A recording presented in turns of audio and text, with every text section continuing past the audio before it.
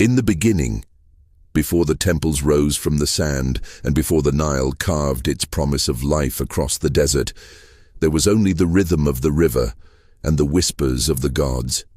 The people of Kemet, as they called their sacred land, believed the world had been born from the waters of Nun, chaos transformed into order by divine will.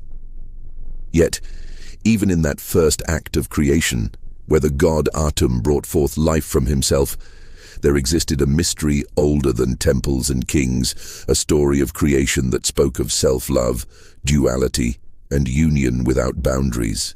It was here, in myth, that the earliest conceptions of sexuality in Egypt were written not in shame, but in divine power.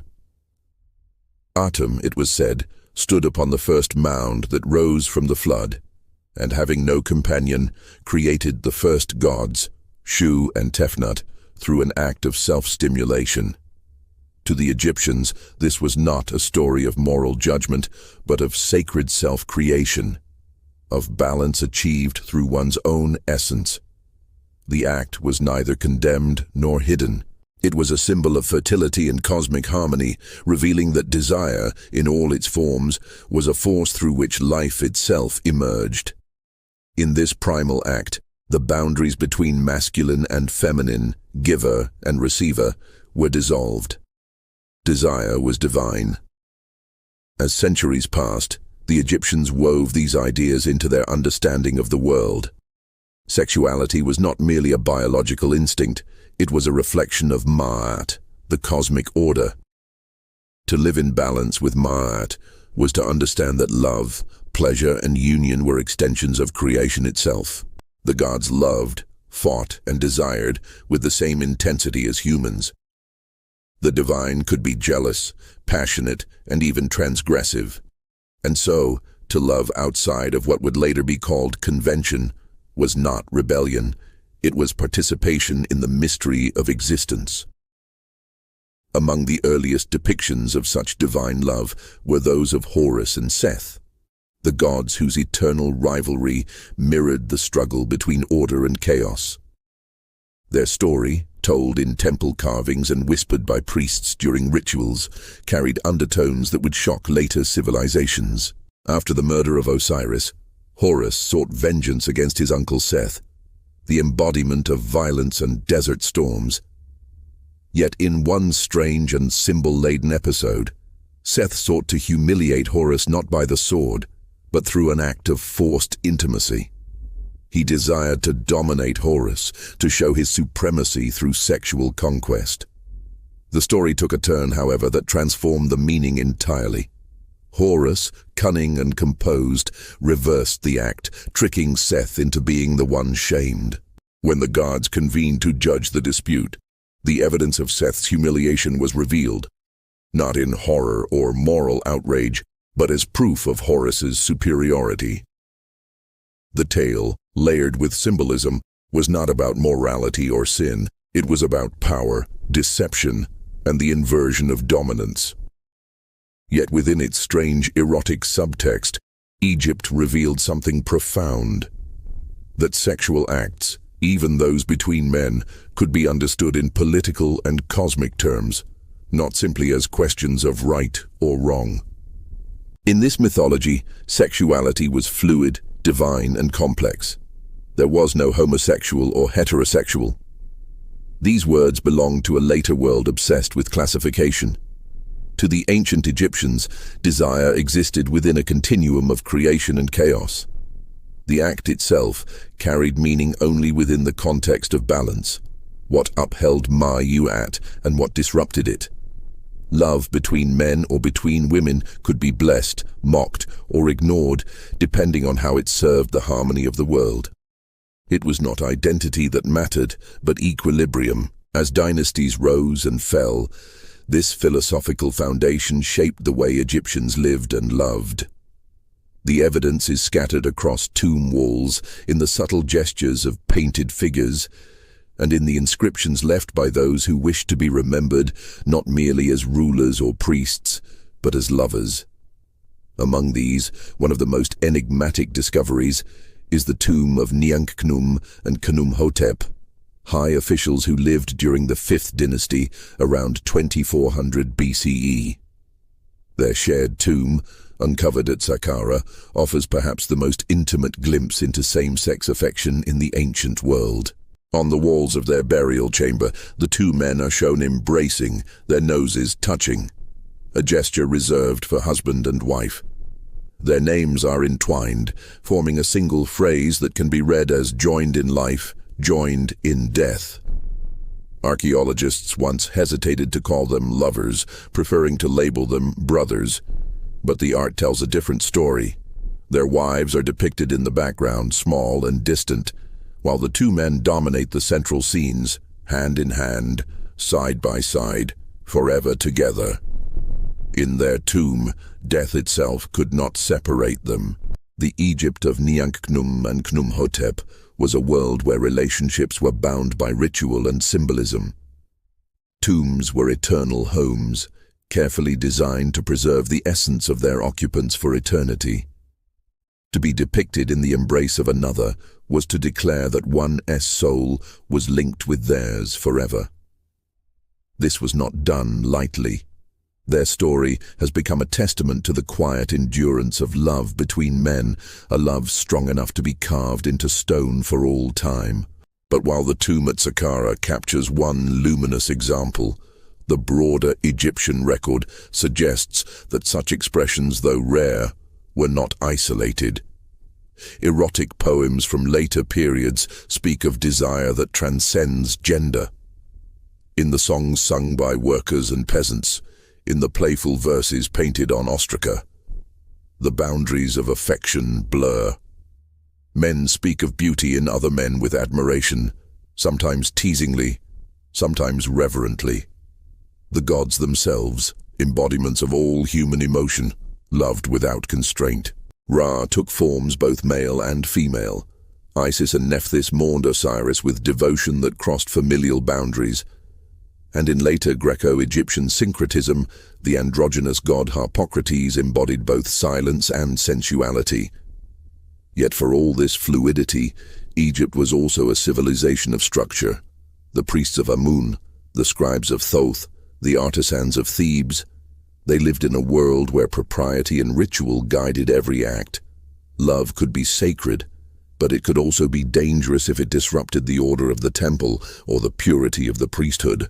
The line between divine desire and moral restraint was thin, and those who crossed it could become the subject of both fascination and scandal. In some temple inscriptions, especially from the New Kingdom, there are veiled warnings about unnatural acts performed in secrecy. The meaning is uncertain. Some scholars argue these refer to ritual purity, others to acts seen as violations of the god's law. But the language remains ambiguous, suggesting that even condemnation, when it occurred, was not moral, but ritual. The Egyptian mind did not conceive of sin as later religions did. It conceived of impurity, imbalance, and offense to Ma'at. A sexual act was wrong not because of its gendered participants, but because it threatened order, or because it was performed in a sacred space unfit for mortal desire.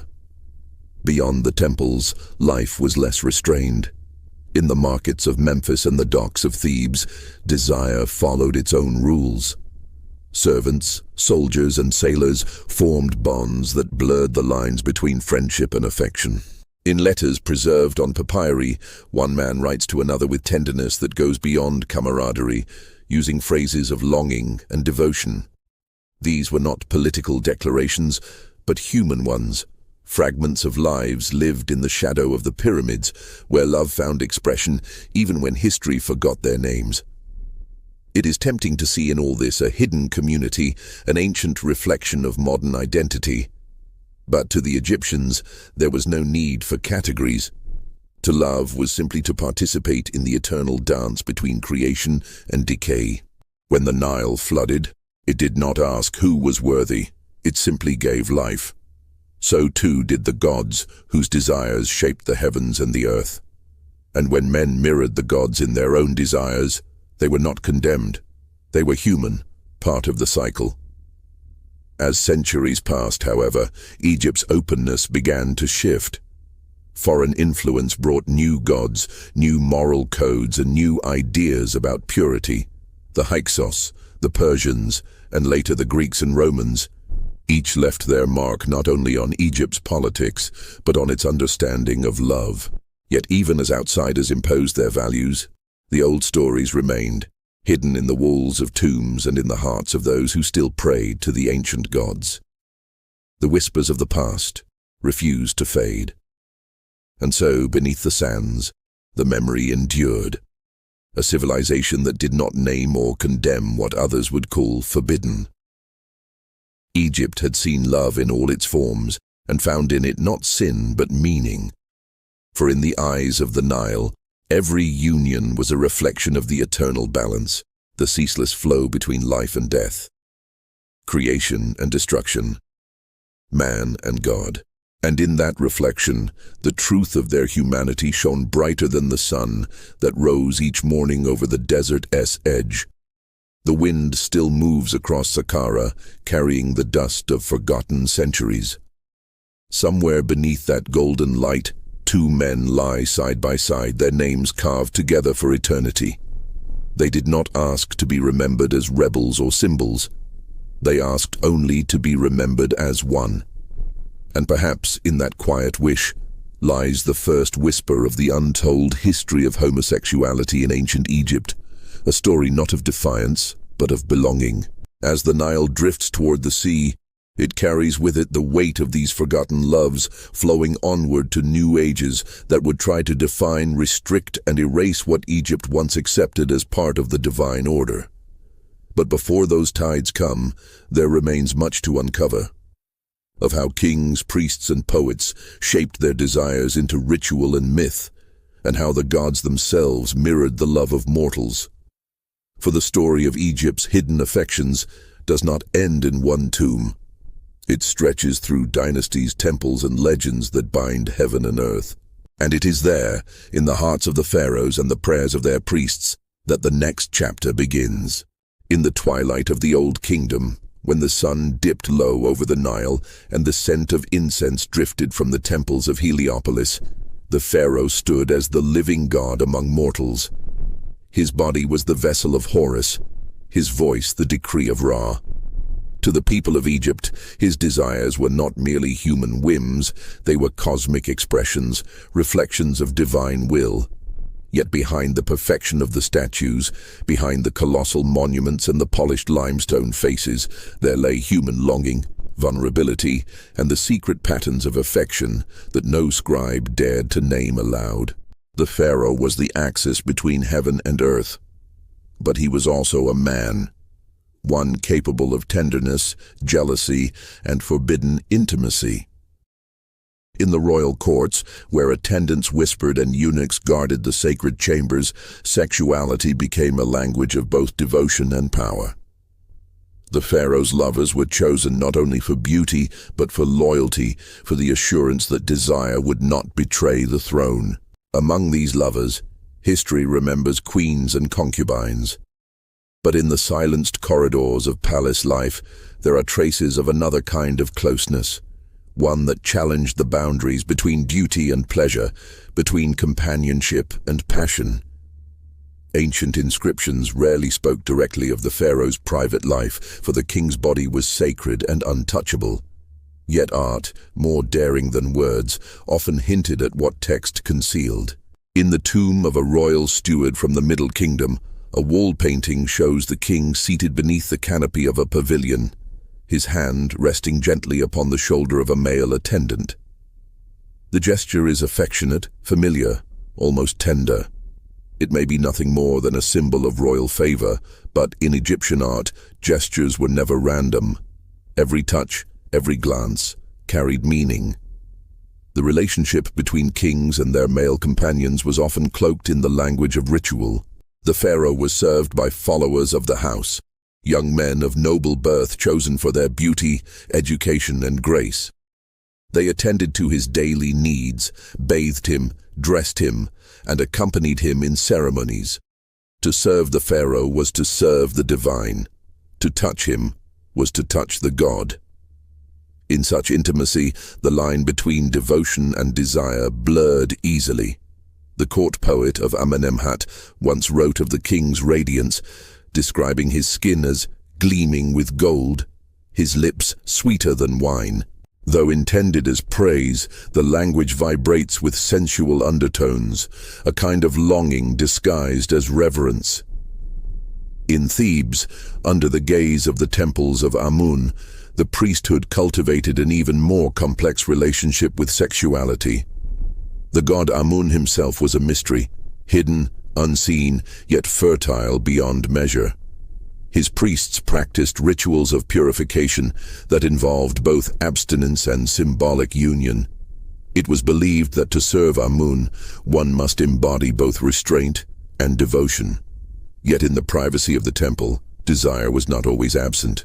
Ancient ostraca found near Deir el-Medina tell of priests punished for acts committed in the holy place, though the records do not specify their nature.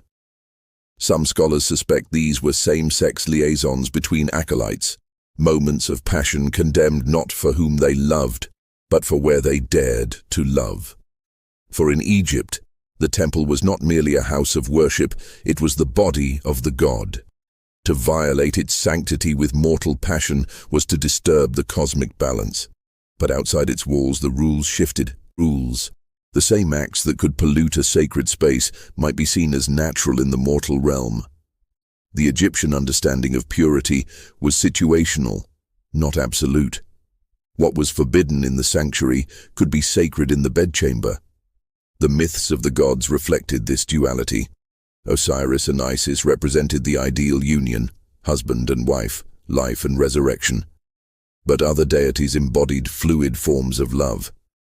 In the story of the god Min, who stood eternally erect as the symbol of fertility, male desire was divine power itself. Offerings to Min were often explicit, celebrating virility in both men and women. There was no shame in the image of the god's sexuality. It was an emblem of life's creative force. To honor Min was to honor the impulse that brought forth all being, and in his festivals, men danced unclothed beneath his statue, their bodies an offering to the divine energy he represented. Such openness was not seen as immorality, but as celebration. The Egyptians did not separate the body from the spirit as later civilizations would. To them, the body was the instrument of the soul's expression. Every gesture, every embrace, was an act of meaning. Even the act of love was a microcosm of creation, the mingling of energies that mirrored Atum's self-birth and the union of heaven and earth. And yet, as centuries passed, the nature of power itself began to twist the meanings of intimacy. To lie with the pharaoh was to share not only pleasure but divinity. It could elevate or destroy. The courtier who grew too close to the king risked envy, accusation, even death. Power demanded secrecy, and secrecy fed legend. There are tales, half-whispered in later chronicles, of pharaohs who favored male companions over queens. One speaks of a ruler who kept a beloved bodyguard by his side, the two inseparable in life and in war. Another tells of a young nobleman who was said to sleep beneath the king's shadow, a poetic phrase whose meaning remains uncertain but whose implication lingers. Whether truth or rumor, these stories reveal a fascination that endured through generations, the idea that even the god-king could be swayed by love beyond the bounds of custom.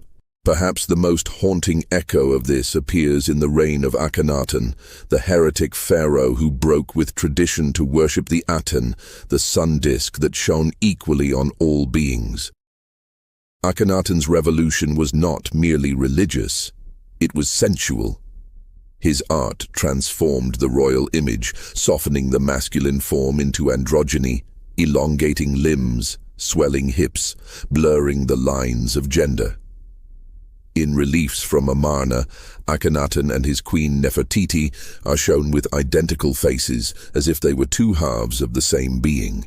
Scholars have long debated whether this was symbolic of divine unity or a reflection of the pharaoh's own identity, a being who saw himself as both male and female, embodying the totality of creation.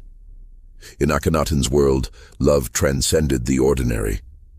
His hymns to the Aten speak of warmth, light, and embrace, as though the sun itself were a lover touching every creature equally. To the pharaoh, the divine was intimacy, the union of all opposites. Some have speculated that within his hidden city of Amarna, Akhenaten fostered a cult that blurred gender and sexual boundaries. A fleeting golden age of spiritual and physical freedom before the priests of Amun reclaimed their power and erased his name from history. After Akhenaten's fall, Egypt sought to restore the old order, but something had changed. The memory of his androgynous divinity lingered, haunting the art and poetry that followed. Statues of young men from the late 18th dynasty show faces of exquisite delicacy, lips parted as if caught between masculinity and grace. In one such statue, believed to depict a royal scribe, the beauty is almost ethereal, more god than man. Desire, once sacred and open, had become veiled, hidden behind idealized form. Still, within the priesthood, echoes of older freedom survived. The god Hapi, the personification of the Nile, was depicted with both male and female traits, broad breasts, rounded belly, and a full beard. He was life-giver, nourisher, and yet undeniably male. The Egyptians understood him not as a contradiction but as perfection. To contain both genders was to embody wholeness. In Hapi, the ancient world's conception of love and gender found its most complete expression, a god whose very existence defied limitation. This divine ambiguity shaped human understanding. Men could admire beauty in men without shame. Women could share affection without scorn. Love was love, so long as it served harmony. The laws of the land spoke not of sexual sin, but of propriety, inheritance, and respect. A man might face punishment for seducing another's spouse or for acts of coercion, but never simply for his choice of partner. Yet shadows grew where power and secrecy met. In the harem palaces along the Nile, jealousy and intrigue turned love into danger. Servants whispered of pharaohs who kept beautiful pages in gilded chambers, of queens who sought vengeance against favorites too beloved. The harem was both paradise and prison, a place where pleasure and peril coexisted. Love could elevate a man to luxury or see him quietly vanish beneath the sands. Still, in the art of the new kingdom, there remained moments of startling tenderness. On papyri and tomb walls, musicians, dancers, and servants are shown intertwined, laughing, touching.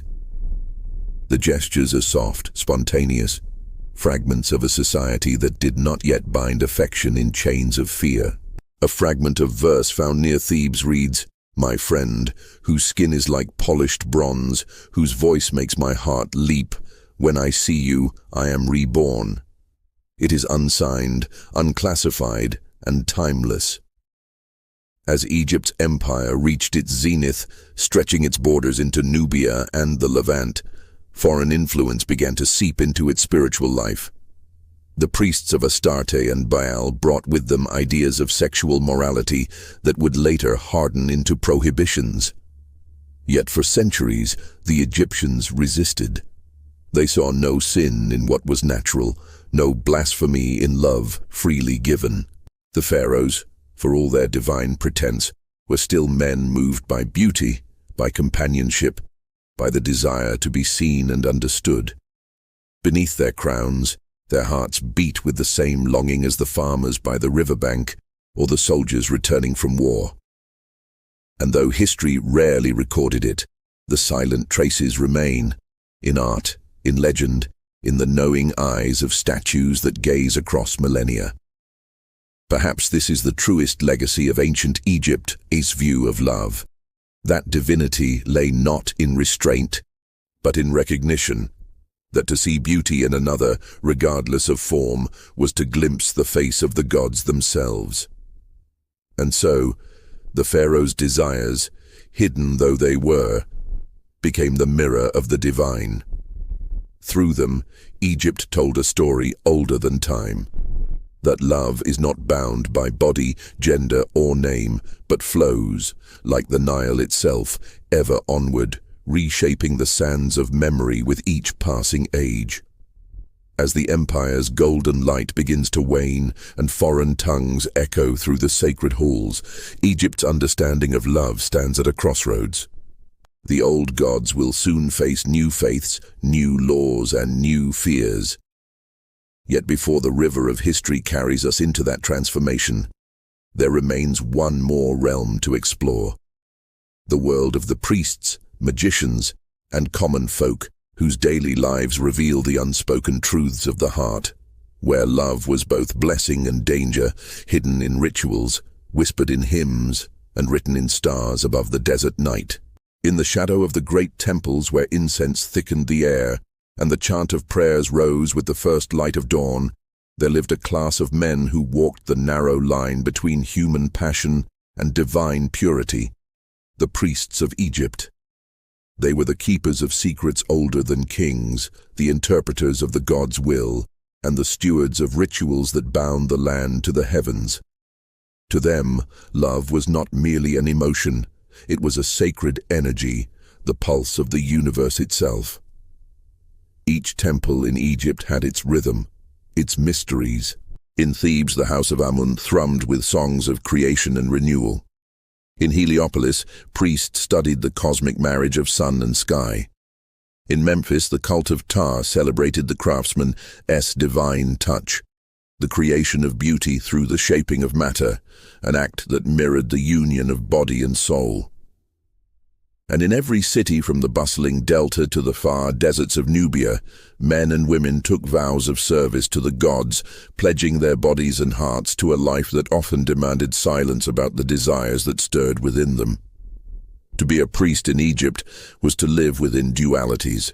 The body was both sacred and suspect, the vessel of the divine and yet vulnerable to temptation. Ritual purity required constant bathing, abstinence before ceremonies, and control over physical impulses. But the same texts that demanded restraint also spoke of divine ecstasy, of the god who embraced the goddess, of the sacred fluids that renewed creation. Priests read these hymns aloud, their voices trembling with devotion. In the silence that followed, one wonders if they felt the same ache they described, the pull between duty and desire, between holiness and the deep yearning to be touched and known. The temple was not merely a place of worship, it was a world unto itself, with courtyards, libraries, and chambers where priests studied astrology, medicine, and the magic of names. In these hidden places, friendships deepened into something more intimate. Hieratic letters, written on fragile papyrus, record gifts exchanged between men of the cloth, amulets, fine linen, perfumes, tokens of affection disguised as offerings. The language is restrained, but beneath its formal tone one feels tenderness.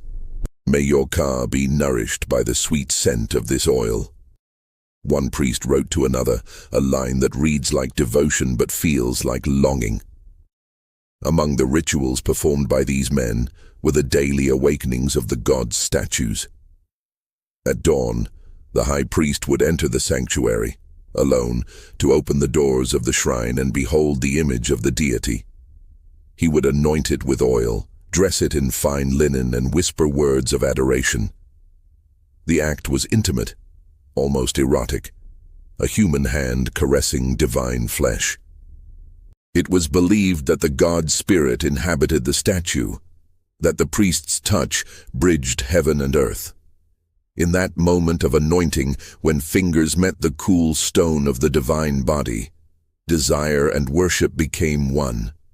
Priests of Min celebrated festivals where men danced naked, their movements echoing the god's creative power.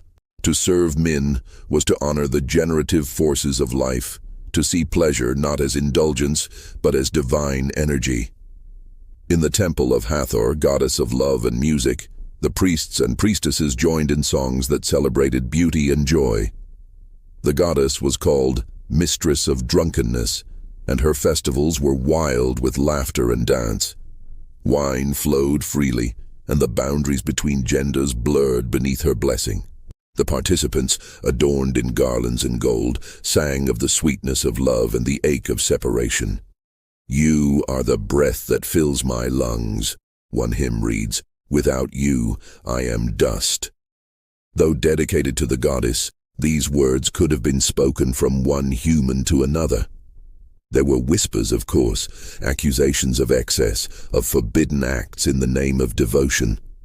Some priests were said to have taken younger acolytes as companions, teaching them not only the sacred texts, but the pleasures of the body. Such relationships were complex, entangled in mentorship, affection, and power. To the Egyptians, the moral weight of these unions depended on intent. If love and respect guided them, they might be seen as harmonious. If lust or coercion ruled, they could bring imbalance, a disruption of ma'at. The distinction was subtle but crucial. Magic, too, held its share of forbidden desire. Egyptian spells written on papyri found buried with the dead reveal a world where love and lust intertwined with the supernatural. There are incantations to summon affection, to bind lovers, to ignite passion between men and women, and more rarely, between men and men. One fragment from the late period speaks of a man invoking the god Bez to make another turn his heart toward me as a flame burns the reed. The language is urgent, desperate, and unmistakably personal. It tells us that love between men was not unknown, nor unspoken. It was simply private, wrapped in the veil of ritual. Bes himself, the dwarf god of pleasure and protection, was often invoked in matters of sexuality. He was mischievous and protective, a guardian of childbirth, laughter, and desire. His statues adorned bedrooms, painted on walls to ward off evil and to bless the union of lovers. In some depictions, Bes is shown dancing with another male deity, their faces close, their gestures playful. Whether symbolic or literal, such art reveals a worldview in which the divine could embody affection in any form. Egyptian funerary texts also hint at an afterlife where the heart's desires continued. In the field of reeds, the paradise beyond death, souls were reunited with loved ones, working and feasting together for eternity. There is no record of exclusion, no suggestion that same-sex love would be denied. The afterlife was a reflection of the heart's truth, purified and perfected. If two souls loved one another, they would walk side by side among the reeds, just as Nianch-Khnum and Khnumhotep were depicted in their tomb, embracing forever beneath the eternal sun. It was in these spiritual beliefs that Egypt revealed its quiet acceptance. Desire was not sin, it was energy to be understood, directed, and balanced. The priests who struggled with their longings were not damned, they were human, mirrors of the gods who themselves embodied every passion and contradiction. When a priest of Amun looked upon the statue of his god and felt his pulse quicken, he was not falling into corruption, he was touching the edge of the divine, experiencing the same creative fire that gave birth to the world. But time, relentless as the Nile, carries all things forward. By the late period, as foreign empires began to press against Egypt's borders, the purity of its ancient faiths began to fracture. The Persians brought with them stricter codes, ideas of sin and morality unfamiliar to the Egyptian mind. The Greeks, who followed, admired Egypt's wisdom, but reinterpreted its myths through their own lens, seeking logic where once there had been mystery. The priests adapted, as they always had, preserving their rituals in secret, concealing the older freedoms beneath the language of allegory. Even so, fragments of the old spirit endured. In the Greco-Egyptian magical papyri, composed during the Ptolemaic and Roman periods, one finds spells invoking gods of both sexes, prayers to androgynous deities, and hymns to a divine unity that transcended gender. "You are both male and female," one invocation declares. "You are the seed and the womb, the flame and the shadow. These words echo across time, preserving the essence of an Egypt that once saw love not as limitation, but as revelation. The priests of desire, though forgotten by name, left their mark upon the sands. They taught that divinity resided in balance, that every heart contained both the fire of creation and the calm of order. They served gods who were lovers and warriors, nurturers and destroyers, embodying the full spectrum of being. In their hymns, they sang of unity, the merging of opposites, the eternal embrace of life and death, masculine and feminine, human and divine. As dusk settles over the temples and the last rays of Ra disappear behind the horizon, one can almost imagine the priests of old still moving through the halls, their linen robes whispering against the stone. Perhaps they smile at the thought that millennia later, their world of fluid divinity and boundless love would seem mysterious to those who came after. For in their eyes, to love without fear was not rebellion. It was alignment with the cosmos itself. And as Egypt began to face the gaze of the outside world, Greek philosophers, Roman conquerors, and the rising tide of new faiths, their understanding of love and identity would be tested as never before. The temples would crumble, the old gods would fade, and a new language of morality would take hold. Yet deep beneath the sands, in the hidden chambers of tombs and the whispered lines of papyrus, the memory of Egypt's ancient openness would survive, waiting to be rediscovered. For the Nile remembers. It carries with it the essence of all that has ever lived and loved along its shores. And as its waters flow into the future, so too does the story of those who found in love, whatever its form, a glimpse of eternity. In the distance, beyond the temples and the fading chants, a new dawn rises over Alexandria. There, under foreign rule, Egypt will meet the world beyond its borders, a meeting that will change forever how love, desire, and identity are understood beneath the African sun. The story of Egypt's ancient intimacy continued to evolve as the empire aged. With every dynasty that rose and fell, the ways in which desire was recorded, whispered or hidden, shifted like the sands themselves. By the time the Middle Kingdom gave way to the New Kingdom, the Egyptian worldview had grown more complex, and so had its relationship with love, pleasure, and power. Yet through it all, the same deep contradiction remained, a civilization that celebrated beauty, eros, and divine union, while simultaneously building silence around the most intimate corners of the human soul. In the court of Thutmose III, murals glowed with the color of life, ochre, lapis, and gold. These walls celebrated vitality, fertility, and rebirth. But among the servants and scribes, stories circulated of forbidden liaisons that the official inscriptions would never reveal. The pharaoh's court was a place of indulgence cloaked in ritual. High priests chanted invocations to Amun-Ra, the sun god who rose renewed each morning. While within the temple's shadows, young acolytes were said to share moments that blurred the line between devotion and desire. Among the temple's hierophants, it was believed that the body could become a conduit for divine energy, a vessel through which the gods themselves experienced passion. Certain sects of Amun's priests practiced rituals of union, where the merging of bodies symbolized the fusion of cosmic forces. In these hidden rites, gender dissolved into metaphor. The participant who embodied the god received or gave energy not as male or female, but as the living vessel of creation. Some ancient texts, later erased or reinterpreted, hinted that these unions could involve same-sex initiates whose love was sanctified by the notion of spiritual balance rather than condemned by earthly law.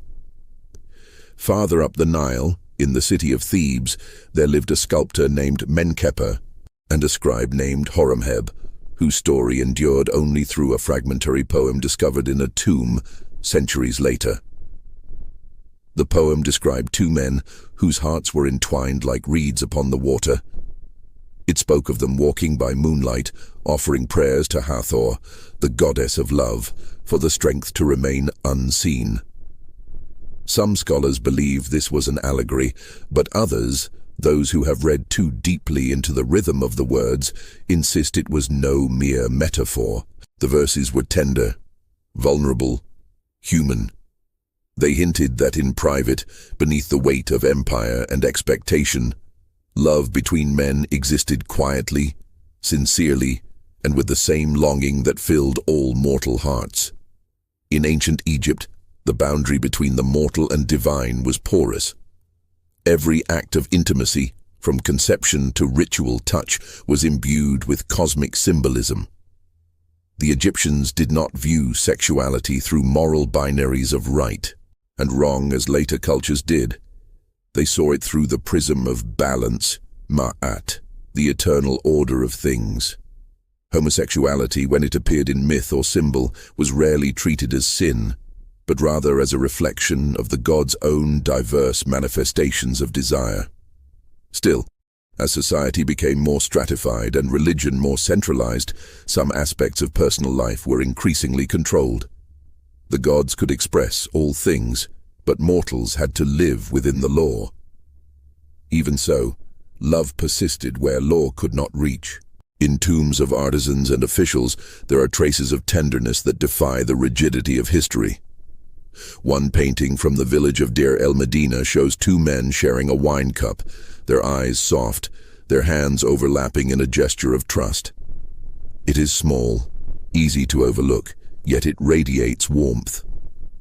Archaeologists once dismissed it as friendship. Now some admit it may be something more, a depiction of quiet affection in a world that did not have the language to define it. During the reign of Hatshepsut, the great female pharaoh, gender itself became an act of defiance. She wore the beard of kings and the headdress of male rulers, her statues carved with the muscular shoulders of a man. Yet in inscriptions, she spoke as both mother and son of Amun.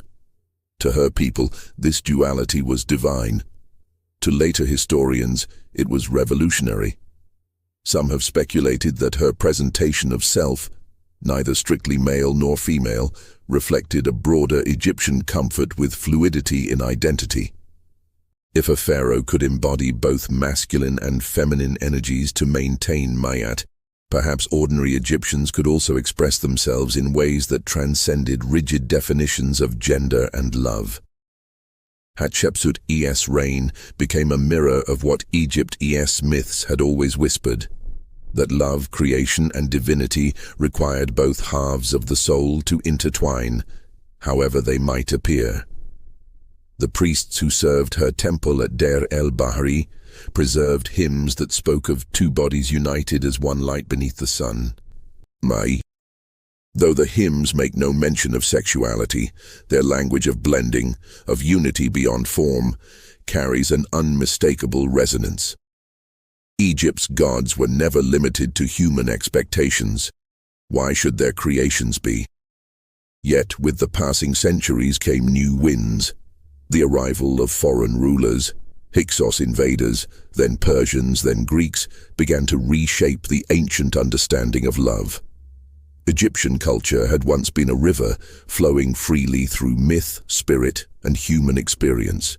But as new religions and philosophies took root, that river was gradually dammed, redirected by outside moral codes.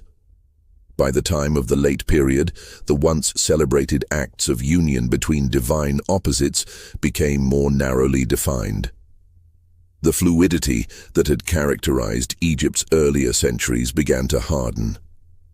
Still, deep beneath the weight of imported beliefs, the old understanding endured. In Alexandria, that gleaming city of marble and knowledge, scholars from Egypt and Greece debated the nature of love. Philosophers like Hermias compared the love between men to the harmony of the stars, while Egyptian mystics spoke of it as the breath of Ra passing through mortal souls. Among the scrolls of the Library of Alexandria, long lost to fire, There were said to be treatises that explored eros not merely as lust, but as the sacred glue of creation itself. Some of these works, it is believed, blended Greek philosophical thought with Egyptian cosmology, portraying love between men or women as a symbolic return to the undivided source from which all life began. Meanwhile, within the city's bustling quarters, love stories flourished in the shadows. Sailors from Crete, scribes from Memphis, and scholars from Nubia shared beds and poems in rented rooms along the waterfront. A Greek traveler once wrote that the Egyptians speak of love as if it were prayer, and that in the dark of night one could hear songs from the riverbanks. Love songs of men whose words were never recorded yet, whose melodies still seem to echo through time. And as the centuries turned, Egypt, ever ancient, ever reborn, carried these stories forward like secrets sealed within a sarcophagus. The sands buried temples, but not the truth of the human heart. Even in silence, the tombs whispered of affection, longing, and connection beyond the boundaries that later ages would try to impose. For in Egypt, love had always been larger than the flesh, deeper than the mortal world. It was the pulse of creation itself, and whether it flowed between man and woman, or man, or woman and woman, it was always, in the end, divine. And so the story of ancient Egyptian homosexuality, obscured by time and translation, continued to shimmer beneath the surface, a current running through myth and memory alike. The next era would bring conquerors who sought to reshape Egypt's spirit, to impose their own ideas of virtue and sin upon its ancient soil. Yet no conqueror could ever fully erase what had already been written in the hearts of its people. As the age of empire dawned, Egypt's quiet, eternal truth, that love is a sacred reflection of creation, waited, patient as the Nile, for its rediscovery. When the Greek world came to Egypt, two civilizations met not only in conquest, but in philosophy. Alexander the Great's arrival was more than the marching of armies. It was the collision of two ways of understanding love, body and spirit. The Greeks, inheritors of Homer and Plato, viewed desire as both noble and dangerous, a spark that could inspire or consume. The Egyptians, heirs to millennia of mythic symbolism, saw the body as divine material, a vessel for the eternal. When these two visions intertwined, the result was a transformation that would shape Egypt's final centuries and echo into the modern world. Alexandria rose upon the delta like a dream, a city of marble and sunlight, where the Mediterranean kissed the desert wind. Here, Egyptian priests walked beside Greek philosophers, and statues of Zeus stood near those of Amun-Ra. It was a city of synthesis, where ideas about gods, sex, and the cosmos merged in ways that neither culture could have achieved alone. Among the scrolls that filled the library, scholars pondered the relationship between human love and divine order. For the first time, Egyptian thought on creation and Greek notions of eros were written side by side, their languages blending, their meanings expanding. The Greeks brought with them stories of same-sex devotion that were celebrated rather than hidden. The love of Achilles and Patroclus, the companionship of Harmodius and Aristogeiton, the philosophical love described in Plato's Symposium. To them, such affection could represent the highest form of admiration and virtue. The Egyptians, who had long understood divine duality, found resonance in this.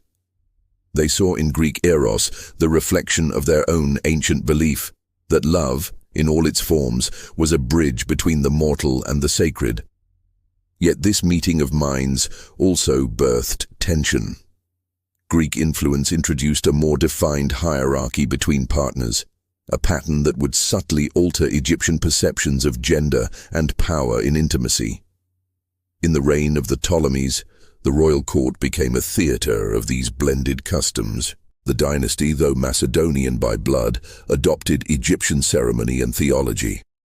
Ptolemaic rulers were crowned as pharaohs and married within their own families, following the divine precedent of Isis and Osiris.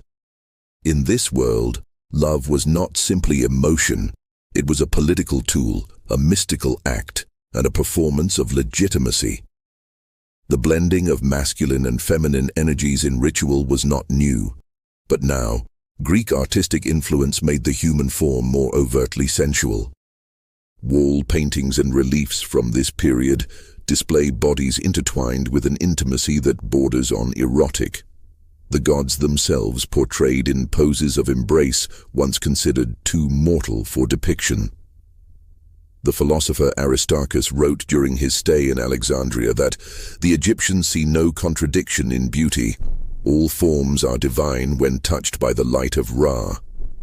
His words suggest a society still comfortable with ambiguity, where the masculine beauty of a young man or the soft grace of a woman could each symbolize cosmic harmony. But others, such as the historian Diodorus, noted that Egyptian priests had begun to grow more restrictive, mirroring the changing tides of the Hellenistic world. The old rites of union between temple initiates were less spoken of. The sensuality that had once flowed through the heart of their religion began to retreat behind layers of secrecy and metaphor. Still, in the private lives of Alexandrians, passion flourished.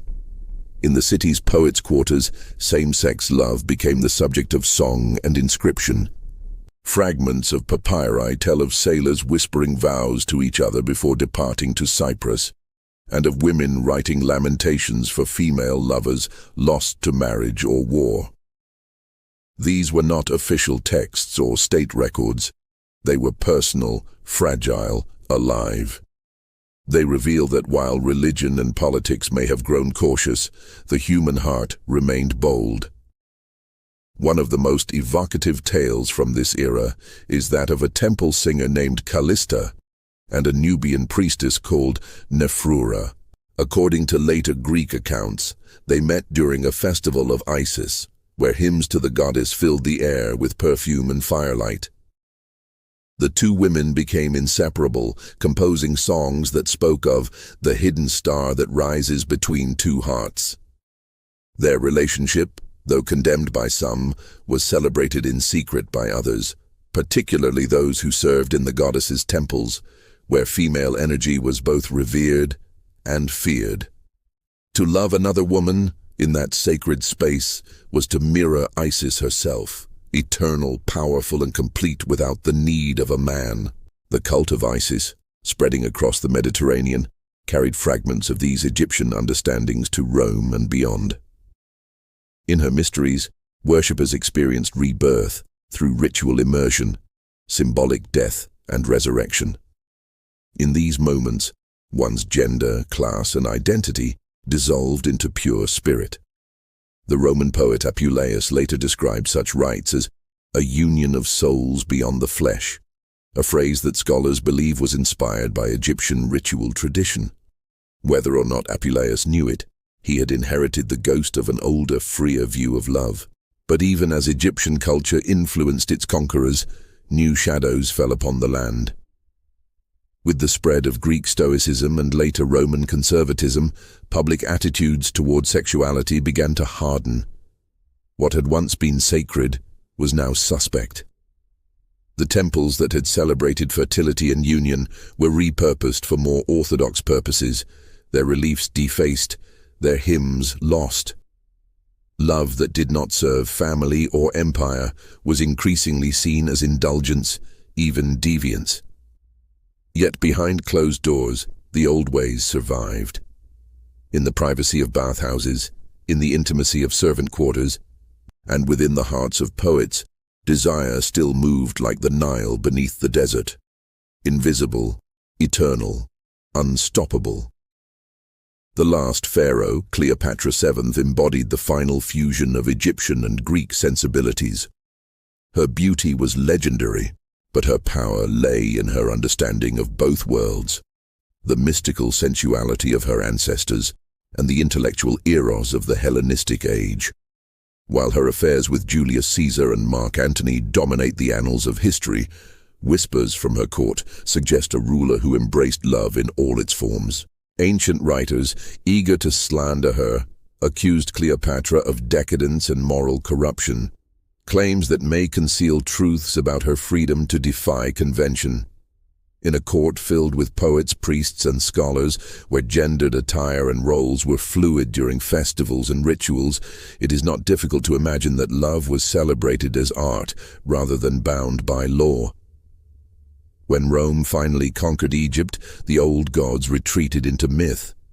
The temples fell silent, and with them, the complex symbolic view of love that had sustained Egypt for thousands of years began to fade. The Romans, though inheritors of Greek eros, viewed sexuality more through the lens of dominance and hierarchy. Their conquest did not merely change Egypt's rulers, it reshaped its soul. The fluidity of Ma'at was replaced by the rigidity of Roman order. Yet the Egyptian spirit resisted erasure.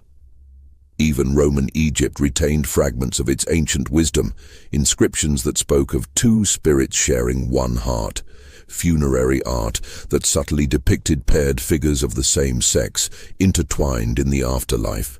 As Christianity emerged upon the Nile's banks, carrying new moral codes that would define love through sin and virtue, Egypt became a land of contradictions, a crossroads of memory and doctrine. The ancient tombs still whispered of lovers beyond the bounds of law, while the new faith demanded silence about such things. It was here, in this twilight between old and new, that the story of homosexuality in ancient Egypt began to slip beneath the surface of history, not erased, but transformed into symbol, waiting to be rediscovered. For even as empires fell, the Nile remained.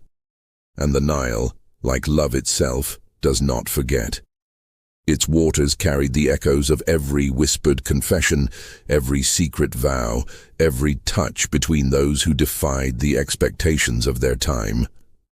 Though later centuries would attempt to rewrite Egypt's past, to present it as a civilization of order and moral purity, the truth endured in the stones, in the myths, and in the human heart, that in the land of the gods, love had always taken every form imaginable. And as the night fell over the Ptolemaic age, a new dawn of empire rose, one that would redefine not just Egypt, but the entire ancient world. The Romans came not only with armies, but with laws, doctrines, and the seeds of a morality that would echo for millennia. Yet beneath the marble and steel of empire, the old Egyptian understanding of love, fluid, divine, eternal, still pulsed like a hidden heartbeat, waiting to be remembered. The dawn of Roman rule brought more than the shadow of conquest. It carried with it an entirely new vision of morality. Egypt, once a kingdom of balance where love and creation were divine reflections, now found itself under an empire that defined desire through power. The Romans built their governance upon dominance, of men over women, masters over slaves, victors over the conquered. In such a world, even intimacy became a hierarchy. Love was no longer a mirror of divinity, it was an instrument of control. The Egyptian people, proud and ancient, adapted as they had always done. Temples that once celebrated Amun and Hathor now stood beneath the gaze of Roman standards. Statues of emperors were placed where gods had once stood, and the language of worship began to change. Yet even amid the marble and Latin decrees, the Egyptian heart remained tied to the old ways. The concept of Ka and Ba, the dual aspects of the soul, still lingered in funerary rites. And in that lingering survived a faint recognition of the duality that had once allowed same-sex love to find its place in creation, design. But in the Roman worldview, such love was not sacred. It was a moral question. The Romans tolerated same-sex relations when confined within strict social boundaries. The free man who took the passive role was shamed, the active partner excused if he retained dominance. Egypt's fluid spirituality collided with Rome's rigid masculinity. The desert winds that once whispered of divine union now carried the weight of judgment. Yet even under Roman law, the old Egyptian sensibilities refused to die. In Alexandria, where cultures intertwined like the reeds of the Nile, a quiet rebellion of thought persisted. Philosophers of mixed heritage, Egyptian by blood, Greek by education, Roman by circumstance, began to write treatises that revived ancient notions of spiritual androgyny. They spoke of the one soul, neither male nor female, divided in the flesh but united in eternity. To love another of one's own sex, they hinted, was to glimpse that unity again, to touch the divine source from which all life flowed. This idea survived in fragments. Some of these texts were later recopied by Gnostic scribes, whose writings blurred the line between religion and revelation. The Gnostics, emerging in Egypt during the first centuries of Roman rule, embraced a theology that spoke of spiritual pairs, syzygies, male and female emanations from the same divine principle. In their hymns and secret gospels, one finds faint echoes of the Egyptian myth of Atum creating the world through self-union, and of the goddesses who took both male and female forms. Desire to them was not sin but symbol, a reminder of the original wholeness humanity had lost. But such ideas were dangerous in a world that was rapidly moving toward the singular truth of a new faith. Christianity, born in nearby Judea and spreading swiftly through the empire, brought with it a moral language that separated the sacred from the carnal. When it reached Egypt, it encountered a civilization whose spirituality was older than the concept of sin itself. The Copts, Egypt's earliest Christians, preserved elements of the old imagery: the cross within the circle, the sunburst halo, the idea of resurrection. But the new doctrine redefined love. Where once the union of opposites had symbolized creation, now chastity symbolized virtue. And yet even within this transformation, Egypt's ancient heart persisted in whispers. Early Christian monks who retreated to the deserts near Thebes and Scetes carried fragments of the old world into their solitude. Their ascetic lives mirrored the priestly traditions of earlier temples, the same fasting, the same isolation, even the same robes. Some of these men formed bonds of deep affection, their letters filled with language that blurs the line between spiritual brotherhood and something more intimate. They called each other beloved in Christ, their friendship a reflection of divine love. The Desert Fathers, though celibate in doctrine, sometimes wrote of the beauty of the human form and the warmth of companionship, with an intensity that modern scholars recognize as the lingering spirit of Egypt, as ancient acceptance of tenderness between men. The same sands that had once buried the tombs of lovers now buried their language. The Egyptian word for love, merut, still appeared in late papyri, but its context changed. It was no longer the sacred force that united gods and mortals. It became a personal emotion, constrained by creed. Yet, in the hidden margins of those same papyri, scribes drew small figures, men clasping hands, women embracing, echoes of a world not entirely forgotten. The cult of Isis, though suppressed by Roman decree, lived on in secret. In small, hidden sanctuaries along the Nile, worshippers continued to light lamps for the goddess who had once embodied the union of all things.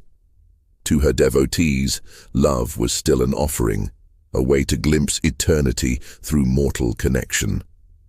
Some of these hidden sects accepted devotees of every background, every identity, every desire.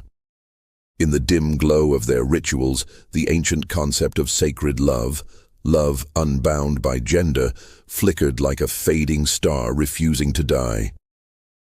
When the Christian emperors rose, the hammer of orthodoxy fell upon Egypt. Temples were shuttered, hieroglyphs deemed pagan, and the ancient priesthoods silenced.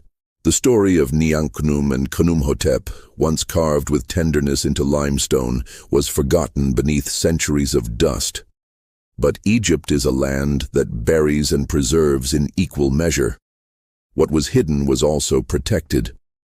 And so, while the moral codes of Rome and Christendom overlaid the land, beneath them the old truths slept intact, awaiting rediscovery. In time, even the language of Egypt itself began to vanish.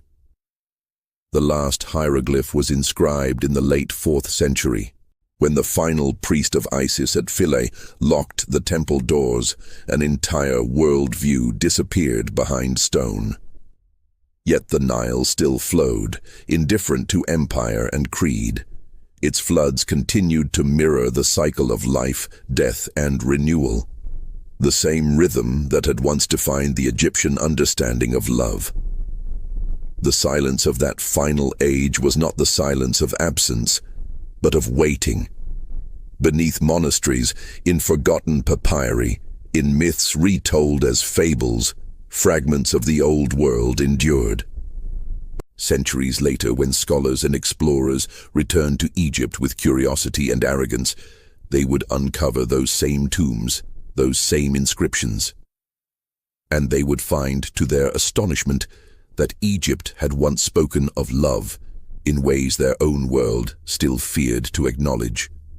And so, as the last echoes of Rome faded into the desert, Egypt's untold history entered its long sleep.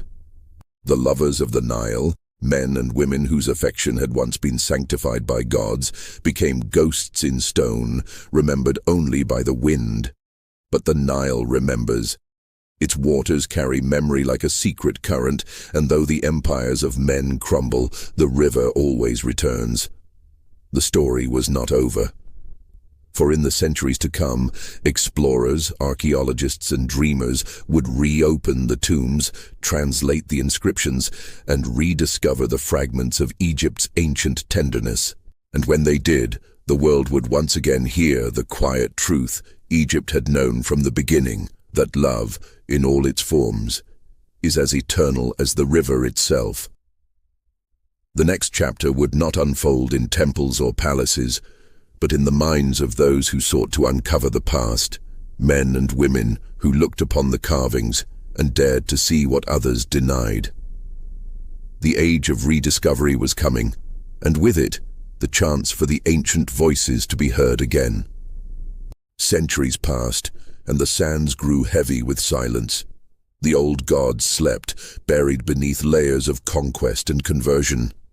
The Nile still carried its ancient rhythm, but its voice was faint, its secrets obscured by time and theology.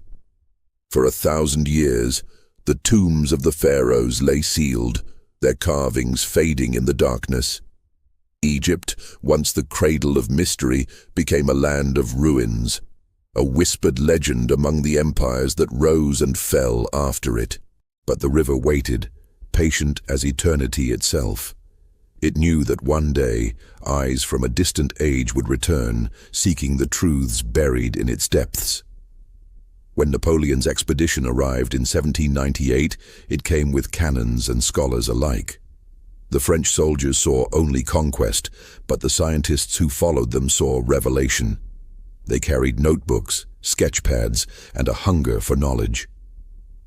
The savants who traveled with Napoleon began to catalogue everything: the pyramids, the temples, the hieroglyphs.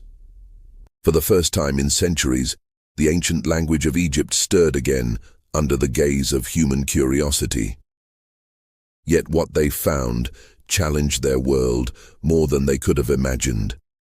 In the early 19th century, Western Europe was bound by strict moral codes, its societies governed by laws that criminalized what they deemed unnatural desires. The scholars who studied Egypt brought those assumptions with them.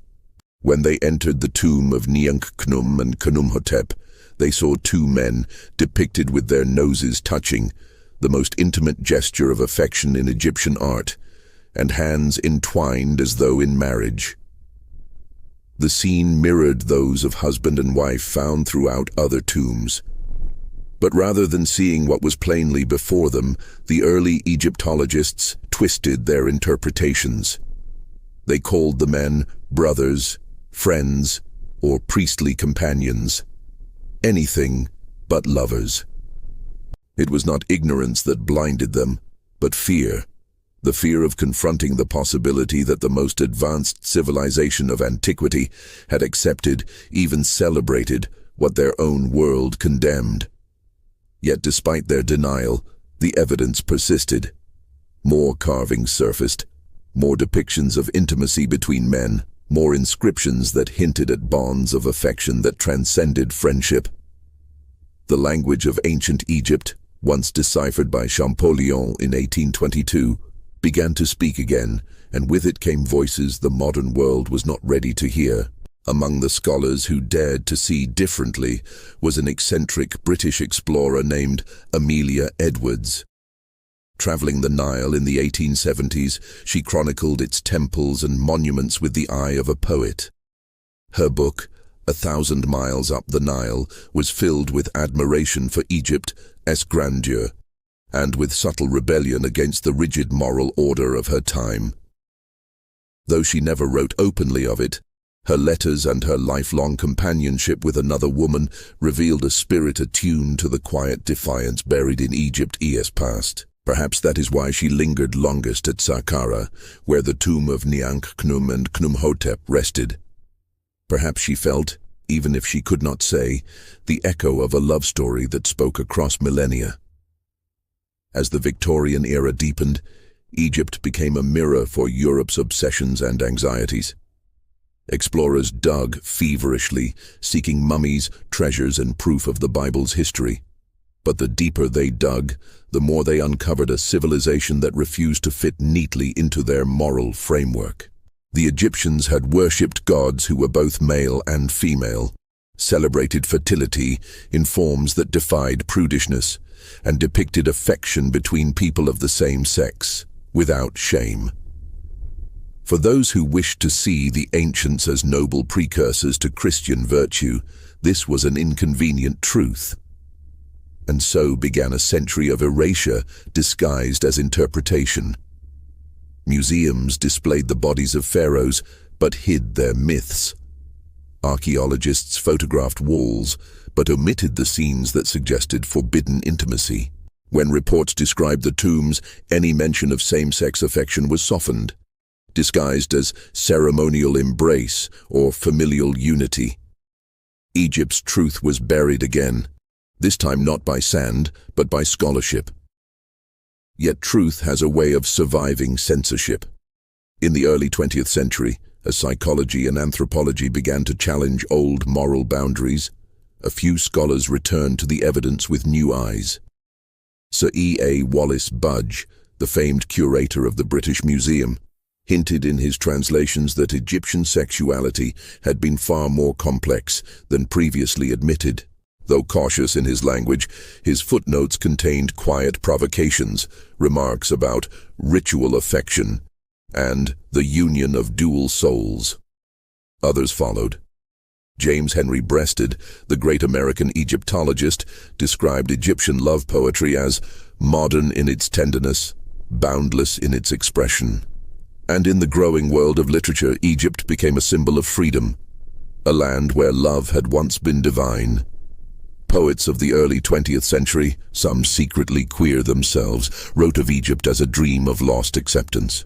W.B. Yeats, fascinated by the mysticism of the Nile, wrote of souls that met before birth, while later, writers like E.M. Forster drew upon Egyptian imagery to express forbidden desire. Forster himself traveled to Alexandria, where he found, amid the chaos of empire and decay, a city that still whispered of ancient tolerance. His novel, Maurice, unpublished in his lifetime, carries faint traces of that influence, the idea that love, though condemned by society, is older and holier than any law. By mid-century, Egypt had become both a metaphor and a mystery in the study of sexuality. Sigmund Freud himself speculated on Egyptian symbolism, interpreting Osiris, Isis, and Horus as psychological archetypes of desire and identity. Anthropologists began to compare Egypt's myths to those of other ancient civilizations, noting recurring themes of gender fluidity and divine union. Slowly, the myth of Egypt as a purely heteronormative society crumbled under the weight of its own art.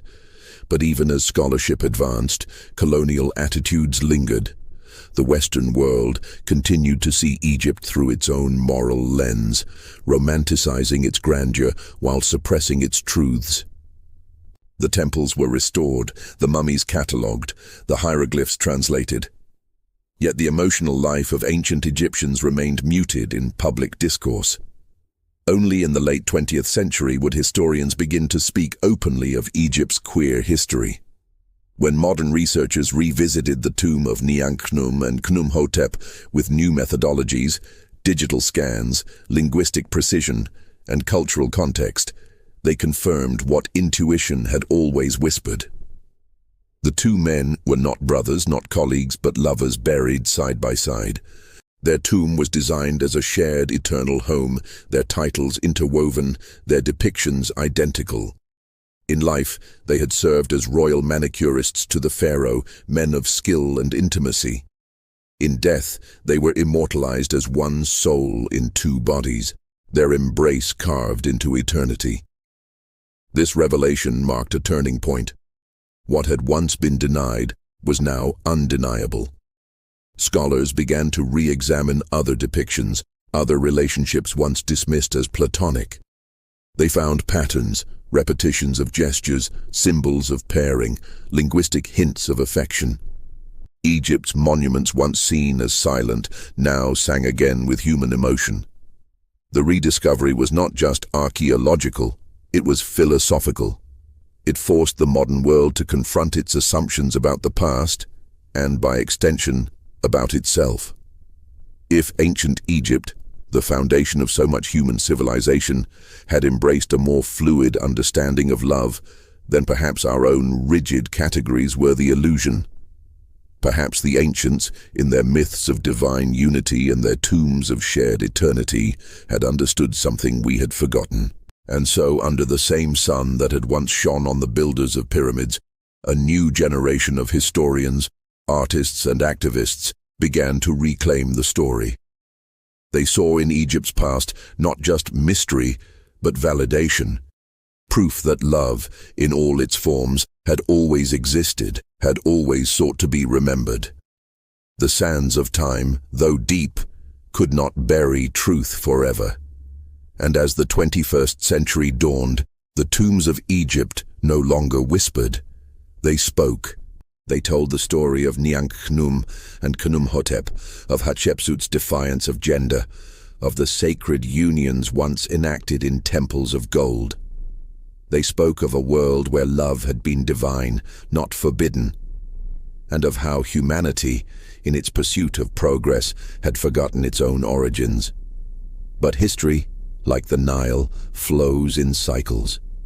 What is lost returns, reshaped, reborn. And Egypt's story was far from finished. For beyond the realm of archaeology, another revolution was beginning, one in art, in identity, in how humanity remembered itself. The ancient world, once silent, was about to find new life in the voices of those who refused to forget. The 20th century gave way to a new millennium, but the ghosts of the Nile did not rest. As satellites mapped the sands and drones scanned beneath the desert floor, Egypt revealed more of its ancient heart than ever before. Yet the revelations that truly mattered were not made of stone or gold. They were human. They were the rediscovered faces of those who had once lived, loved, and dared to be different under the sun of Ra. In museums from Cairo to London, the ancient frescoes once hidden from public eyes began to resurface. The images of Niankhunum and Khnumhotep, once relegated to obscure academic journals, now appeared in documentaries, textbooks, and exhibitions. Scholars no longer spoke in euphemisms. They called their bond what it was: love. The tomb that had been misread for centuries now stood as the earliest known monument to same-sex union in recorded history.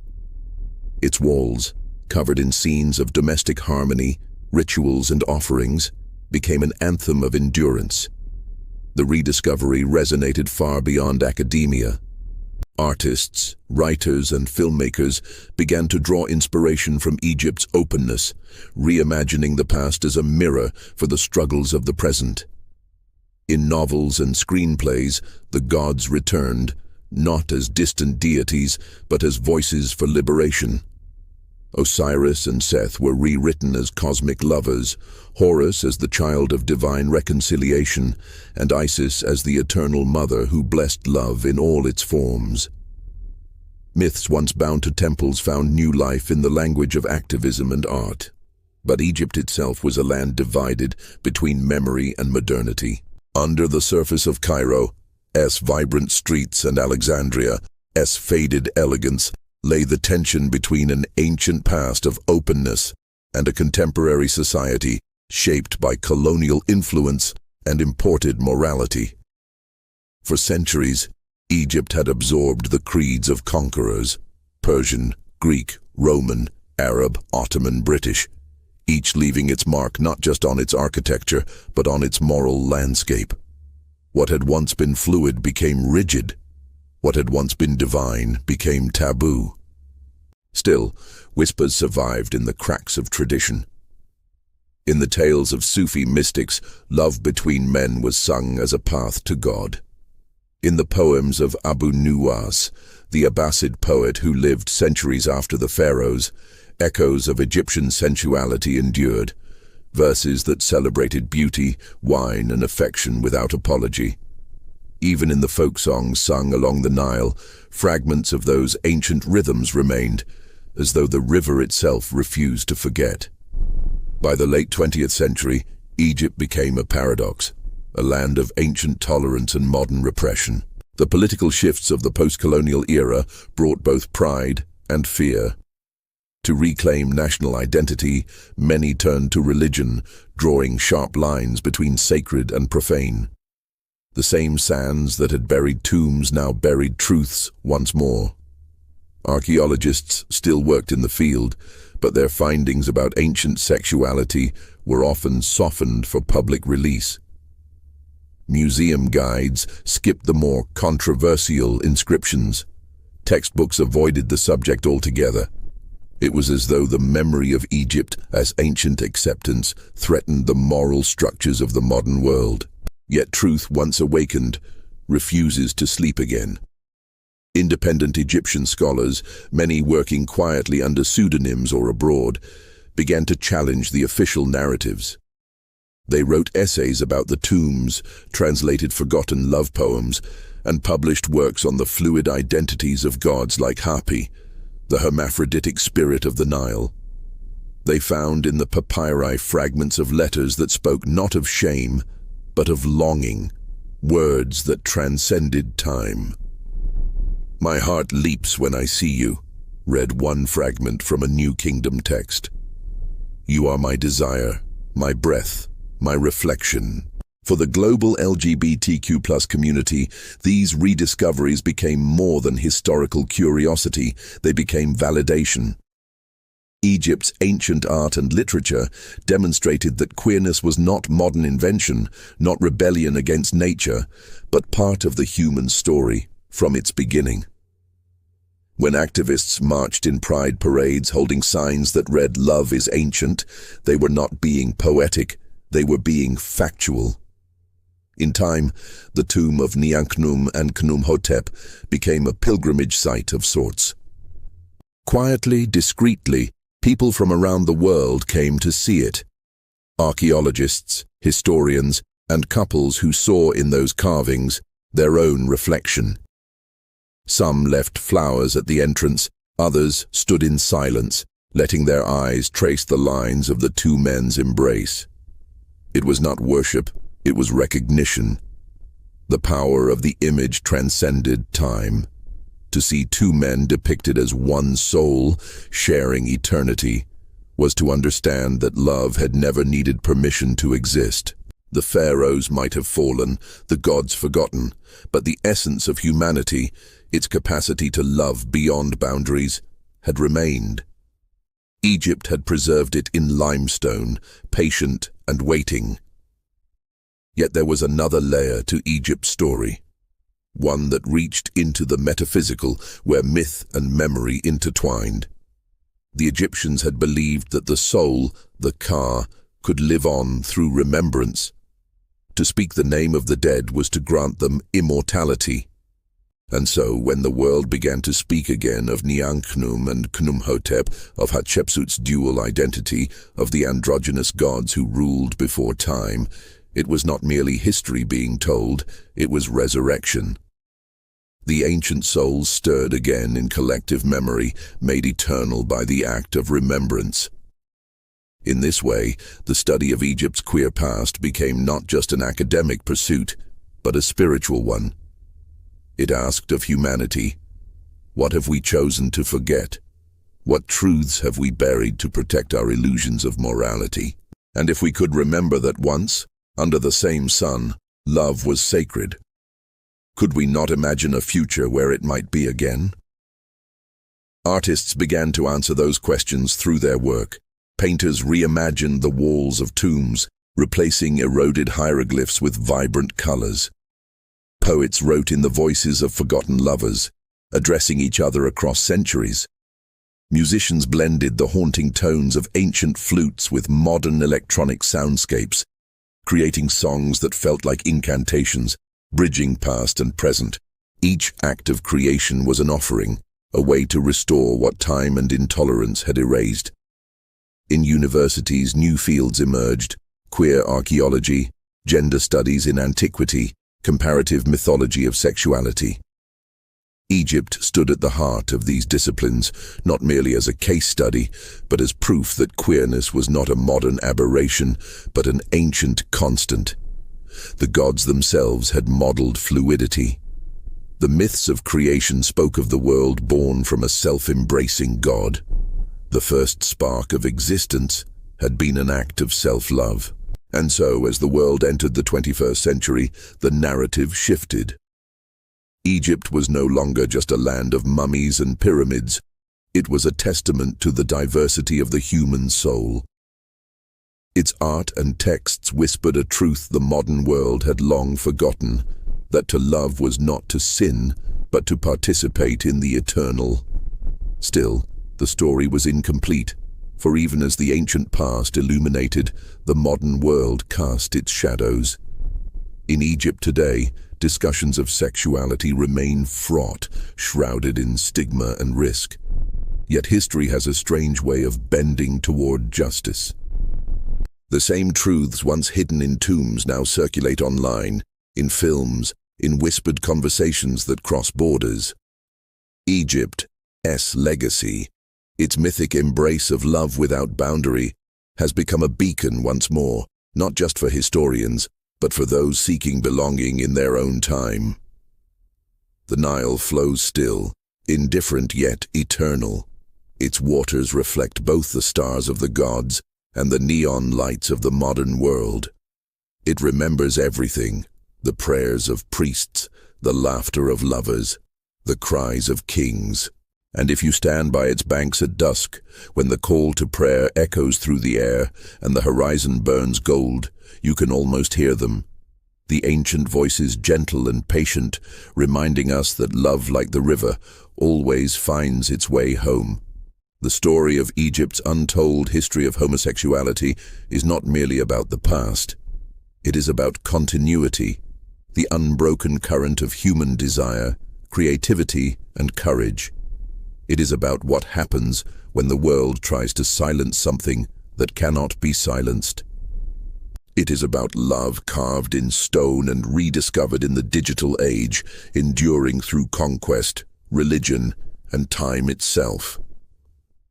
And as the sun sets over the pyramids, as shadow gives way to starlight, one realizes that Egypt's truest miracle was never its monuments or its kings, but its understanding that to love, in any form, was to touch the divine. The desert stretches endlessly, its sands shifting like memory itself, carrying the echoes of those who came before. Across millennia, Egypt has witnessed empires rise and fall, gods worshipped and forgotten, and kings and queens who believed themselves eternal. Yet the truest immortality has never belonged to rulers or monuments. It belongs to the human heart, to the desires and affections that persist even when laws, religion, and time itself seem determined to erase them. Standing before the tomb of Nianchchnum and Khnumhotep, one is confronted with a reality that transcends centuries. Two men, hands intertwined, noses touching in a gesture of eternal intimacy, smile from limestone walls. In that embrace lies the essence of everything the pharaohs and priests once understood: that love, in all its forms, is sacred, a reflection of the divine spark that animates the universe. It does not matter that the world tried to hide it, reinterpret it, or forbid it. The image endures. It whispers of courage, tenderness, and truth that cannot be silenced. Throughout Egypt, in temples, tombs, and texts, the message repeats itself. From Hatshepsut's dual embodiment of masculine and feminine power, to the temple rituals of Amun's priests, from the poetic laments of Callista and Nephroura, to the philosophical musings of Alexandrian scholars, desire has always been a sacred force. The gods themselves, fluid, dual, ever-changing, modeled the idea that love transcends labels, hierarchy, and expectation. In the myths, creation was an act of union. The first light, the first breath, emerged from self-embrace, from the merging of opposites. The message could not be clearer. To love is to participate in creation itself. The Nile, flowing silently through centuries, carries this lesson forward. Its waters have witnessed devotion, secrecy, and rebellion. Its currents have embraced all manner of love, indifferent to the moral judgments of men. And so it is that modern explorers, artists, and scholars are merely listeners to an eternal conversation. One begun in the earliest days of the kingdom and continued through the whispers of tombs, the songs of poets, and the brushstrokes of painters. It is about reconnecting with a worldview that celebrated balance, unity, and the sanctity of desire. It challenges contemporary societies to reconsider the moral frameworks imposed upon human connection. It invites us to imagine a world where affection between equals, regardless of gender, is not merely tolerated, but revered, recognized as a force as vital as the sun, as enduring as the Nile, and as sacred as the gods themselves. Even as modern Egypt grapples with societal and legal restrictions, the evidence from antiquity serves as a counter-narrative, a reminder that tolerance, fluidity, and reverence for love are not foreign ideals, but a heritage encoded in the very stones of the land. History, it seems, is cyclical. What was once buried may be rediscovered, what was silenced may be spoken again, and what was considered forbidden may prove to be timeless. For those who walk among the ruins of Luxor, the temples of Karnak, or the quiet corridors of Saqqara, the lesson is palpable. One need not decipher every hieroglyph to feel the enduring human truth. Love, patient, tender, defiant, is a thread that binds past to present. Nianchchnum and Khnumhotep are not anomalies, they are messengers. Hatshepsut's divine duality is not eccentricity, it is instruction. The Nile itself, in its eternal flow, teaches that life, identity, and affection are never singular, never static, never limited to the conventions of any one era. To understand Egypt's untold history of homosexuality is to see humanity reflected in the mirror of the past. It is to recognize that desire in every guise is natural, profound, and sacred. It is to grasp that our modern debates about love, identity, and morality are echoes of a much older conversation, one conducted in the language of gods, kings, and commoners alike. And it is to realize that for all the empires and religions that have come and gone, the core truth remains. The capacity to love is immortal. As the sun sets behind the pyramids, painting the desert gold, one can almost hear the laughter and whispers of those long gone. Lovers sharing a secret, poets composing in the dark, priests performing rituals of union. Their voices, once silenced by time and dogma, now speak louder than ever. They remind us that history is not simply what was written by kings and conquerors, but what was lived in secret, cherished in the heart, and carved in stone. Egypt teaches that love is eternal. It flows through the Nile, through myth and history, through the tombs and temples, and through every human soul willing to listen. And in that lesson, there is hope that despite the efforts of time, law, and prejudice, the human spirit continues to honor its own truth. That in every embrace, every gaze, every whispered vow, the divine spark endures. For Egypt, the cradle of civilization, has always understood what the world is only now beginning to remember. To love is to touch eternity, and in that love, we are truly immortal. The story does not end. It flows onward like the Nile, through every generation that dares to see, to feel, and to embrace the full spectrum of human desire.